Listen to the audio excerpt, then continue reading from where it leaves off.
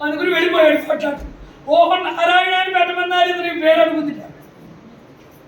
ఇంటికి వచ్చాడు ఈ లోపు భర్త అజామిల్. ఏమంటే స్వాములు వారు వచ్చారు ఇంటికి, మీరు లేరు, మా పిల్లాడికి పేరు పెట్టమన్నాను, నారాయణ అని పెట్టారండి పేరు. పోలేరా మంచి పని చేశాడు, నారాయణ అంటే చాలా మంచి పేరు, వీరికి శాస్త్రాలన్నీ తెలుసు, కానీ ఏం ప్రయోజనం? ఆ పరిస్థితి అలా నడిపి చాలా మంచి పేరే నారాయణ, చాలా మంచి పేరు, వాడిని అలాగే పెరుగుతాం మనం అన్నట్టు. అప్పటి నుంచి కొడుకు చిన్నవాడిని నారాయణ అని పిలవడం పోదు. వీడు చాలా వృద్ధాప్యంలో ఉన్నప్పుడు పుట్టాడు, వీడంటే చాలా మమకారం ఈ పిల్లవాడు ఉంటే. యజామీడు ఒకరోజు మృత్యువు రానే వచ్చి భోజయం పాయసన్మూడో వేదాంగత మతంగం